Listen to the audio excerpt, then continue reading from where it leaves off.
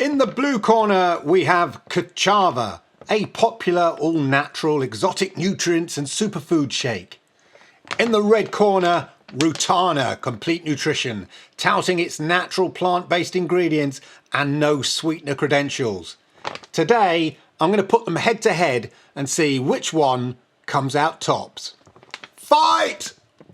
Kachava Complete Nutrition Shake is really popular in the US with its sort of born in the jungle, natural and exotic ingredients and superfoods. But when it comes down to it, does it live up to the hype? And how does it actually compare to other natural plant food toting shakes like, well, Rootana? I'm going to be comparing them based on ingredients, micro and macronutrient makeup, taste, and value for money. I'll leave links down below for both products if you're interested. And if you're new to my channel, well, I review loads of complete nutrition products. So please consider hitting that like button as it really helps people find content like this. And if you are new here, please hit that subscribe button, toggle that notification bell so you know when I go public with videos just like this. Anyway, back to where we were. Kachava. Now this is the European version of Kachava, as I believe the US version has an ingredient that's not actually sanctioned in Europe. Kachava certainly packs in the superfoods, and it claims to have 85 so-called superfoods. It's vegan, has no gluten, no soy, and claims no artificial colours, flavours or sweeteners. And it comes in 5 different flavours. So you've got coconut acai, chocolate, vanilla, chai and matcha. And it's the vanilla one that we'll be testing out today, this one here. In terms of ingredients, its main ingredients are yellow pea protein, organic whole grain brown rice protein, organic sacha inchi, organic amaranth, again another seed, organic quinoa, again it's the quinoa seed. You've got organic pure whole grain oat, organic acacia gum, chia seeds, flax seeds. In addition to all of that, it's got 26 vitamins and minerals. There's a kind of probiotic and prebiotic blend for your gut and loads of stuff like that. Of course, its big credentials are its super fruit blend consisting of things like organic coconut flower nectar, acai berry, organic maqui berry, camu berry. You've got 100% organic strawberry, 100% organic tart cherry, 100% organic blackberry, organic blueberry, 100% organic raspberry. So you can see kind of really healthy fruits in here. Okay, but bear in mind it's powder. It's not actual the fruits, as it were. It is the powder.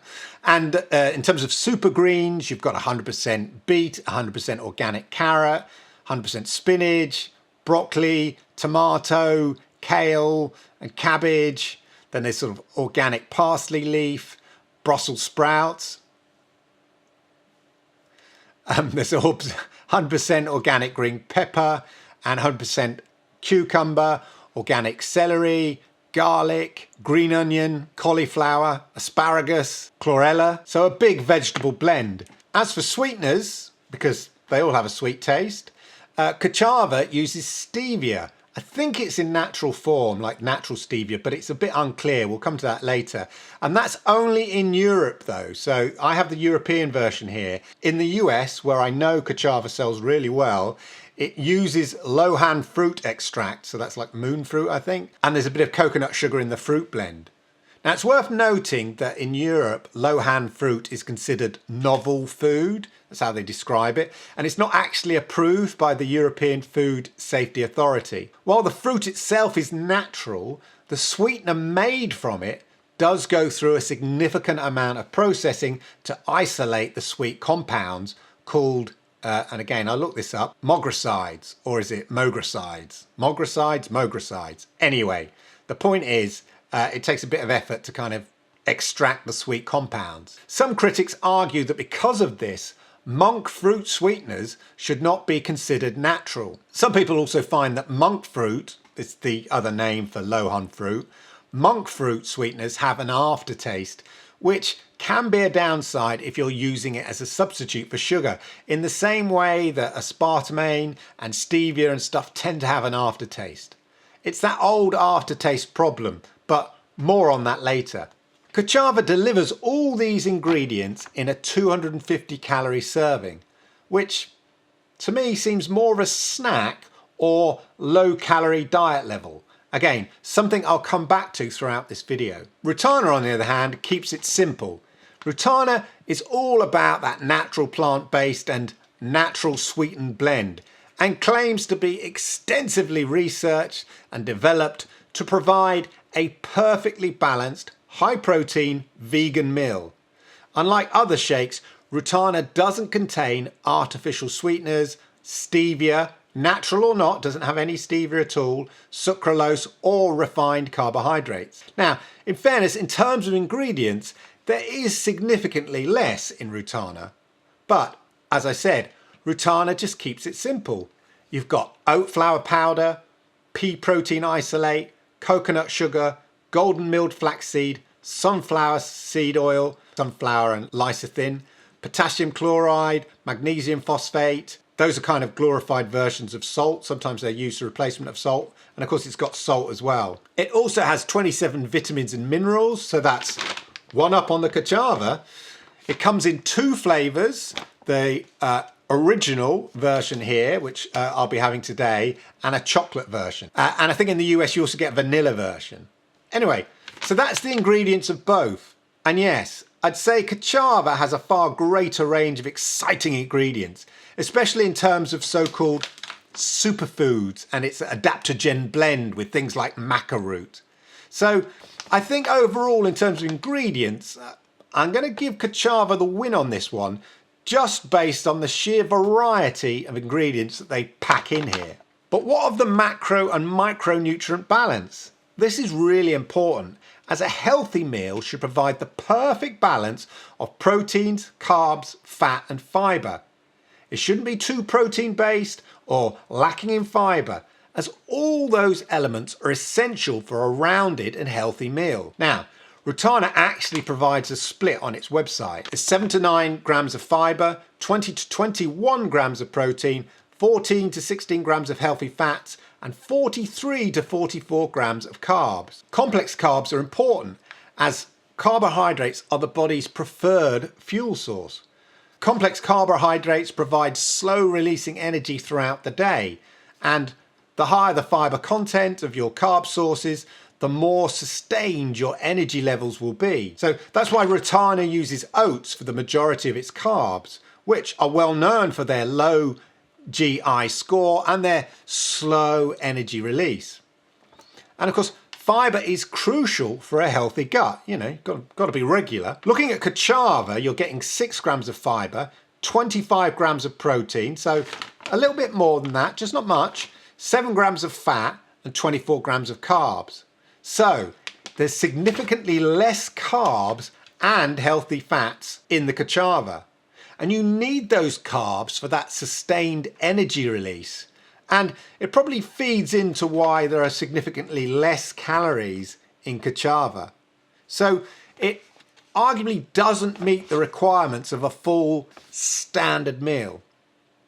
So in terms of all-round macro and micronutrient balance, Rootana is based on the perfect macro split as recommended by the Institute of Medicine. So Rootana wins this round. So on to satiety, or basically, does it fill you up and keep you sustained for a number of hours? When it comes to complete nutrition shake or a full meal replacement, I want it to make me feel at least full and satisfied and sustain me from an energy point of view over a number of hours.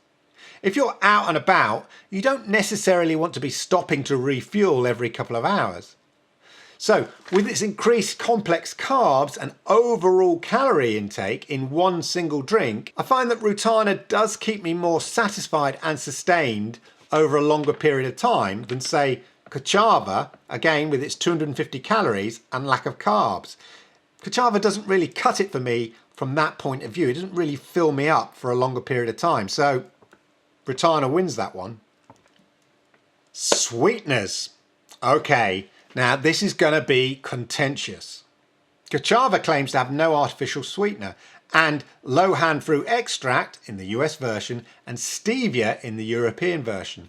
Now, I can only assume that it's natural stevia in the European version, as it's claiming it has no artificial sweeteners, but it doesn't really indicate on the ingredients here whether it's natural stevia or not. For me, any sweetener risks giving the product an aftertaste or making it too sort of sickly sweet. After all, most sweeteners are significantly sweeter than sugar, so has to be used in tiny amounts.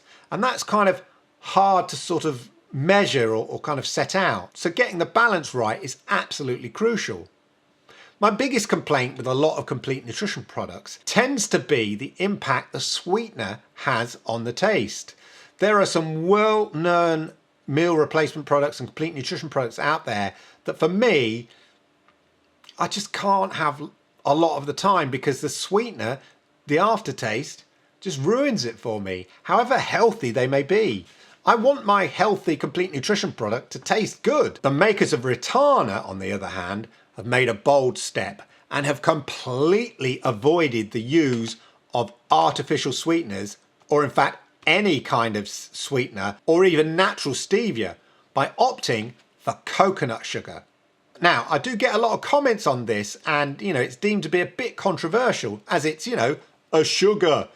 And for some people, they just assume sugar equals bad. We've sort of been conditioned into this to a certain degree by all the marketing there is around sweeteners. On their US site, Rootana claim that sucralose, or Splenda, is an artificial sweetener that's been linked to various health risks, from heart disease to increasing weight gain. And you can find detailed information about this and the studies about sucralose on various websites. I'll leave one down in the description for you below. As well as the long-term health concerns, many people report digestion and gut and excess gas problems after consuming things like sucralose. Stevia has also been shown to affect the gut health in various studies, and many people report having a headache after consuming stevia. But for me, ultimately, it comes down to having an unpleasant aftertaste. Many manufacturers try to disguise this taste by mixing it with other sweeteners or even sugar. And I think that's sort of what they've done with Kachava, with its sort of element of coconut sugar in there mixed with the stevia or the lohan fruit. But overall, the long-term health effects of sweeteners are unknown, which is why Rootana have chosen not to use them. Let's talk about coconut sugar though. So coconut sugar is also known as palm sugar, and it's a natural sugar made from the sap of the coconut tree. And it has been gaining popularity as an alternative sweetener, partly because it's more natural than many other sugars and has a lower glycemic index. There are a number of benefits of coconut sugar. As I said, it's got a low GI, which basically means you don't have a kind of sugar rush, a spike and then a crash. I mean, coconut sugar has a GI of 54, which is lower than that of regular, table sugar, which is around 60 to 65. This means it might cause a much slower rise in the blood sugar levels, reducing that risk, as I said, of spikes and crashes. Coconut sugar also does contain small amounts of minerals like iron, zinc, calcium and potassium, along with some short-chain fatty acids, polyphenols and antioxidants. However, to be honest, you probably have to consume too much coconut sugar than is healthy for you to kind of get the benefit of those nutrients. So that's just sort of a by the by. Coconut sugar also contains a fibre known as inulin, which may help slow glucose absorption and explain why coconut sugar has that lower glycemic index than, say, the regular table sugar. However, despite all of these potential benefits, it's always important to remember that coconut sugar is still a form of sugar. It's still high in calories and its consumption should be moderate. Not a healthy food per se, but can be used as a slightly healthier substitute for regular sugar in some recipes. And if you've got a real aversion to sweeteners, like stevia, sucralose, aspartame, all that kind of stuff, but you don't want your kind of table sugar, your white sugar, then coconut sugar could be the option, which is why they've chosen it for Rootana. So basically, in moderation, coconut sugar can be a great way to add sweetness without aftertaste of many sweeteners. And for me, it's that element and that lack of aftertaste that is present when using coconut sugar that I really like it. But it's still a sugar and it needs to be taken in moderation. Would I be having 5 drinks of Rootana every day? No, of course not. That'd be ridiculous. But as breakfast or lunch, the coconut sugar just gives me that little kind of energy spike and taste I'm looking for. So, who wins on the sweetener sugar front? I know the use of any type of sugar is controversial, but not all sweeteners are beneficial. So, I think this is down to a personal choice. So, I'm going to call it a draw and you decide. But for me, it comes down to an impact on taste. So, to the taste. Despite all the superfoods and variety of ingredients, Kachava suffers from stevia.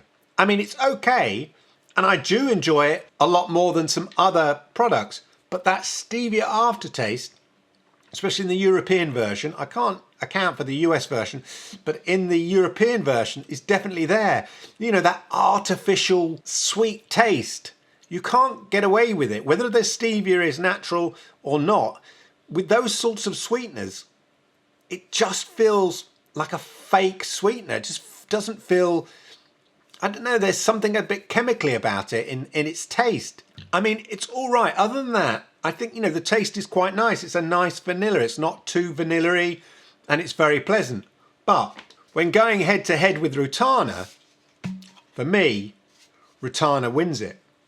It doesn't feel thick or gloopy. I mean, in fairness, Kachava's not particularly thick and gloopy, but Rootana just feels slightly less thick. There's almost a milky taste to it, especially the original version that has a kind of light, sweet oatmeal taste. This makes it very easy to drink. And of course, it's delivering 400 calories, which is a meal. Remember, Kachava only offers 250 calories, and that is a snack in my opinion. Rootana is one of my favourite tasting of all the complete nutrition shake, as the taste is so light and easy to drink. It never feels unpleasant or like a burden. I mean, it's a pleasant experience. So for me, Rootana wins this one. So finally, price. How much is this all going to cost you? So I'm going to be using the US sites for a like-by-like comparison here. One bag of Rootana contains 14 meals. Now, if you subscribe, that's $49.99 or $3.57 per meal for a one-off purchase. But remember, that is for 400 calories. Kachava is 15 servings per bag, and one bag is $59.95, which is $3.99 per serving. For one bag at a time, that's $69.95 or $4.68 per serving. So on price, no question about it, Rootana wins. But if we're to do a real like for like, we have to take the calories into consideration. Remember, the Kachava serving is only 240 calories compared to Rootana's 400 calories. So, quick maths. 400 calories of Kachava is the equivalent of $7.80, basically for the same amount of calories Rootana provides. Based on the basic notion that you need around 2,000 calories per day, the amount of calories you consume is really important. So if you're using Kachava on a normal 2,000 to 2,005 calorie day basis, in terms of value, Kachava is nearly twice as expensive as Rootana. So for me, price-wise, Rootana wins by a big margin. So what are my thoughts overall?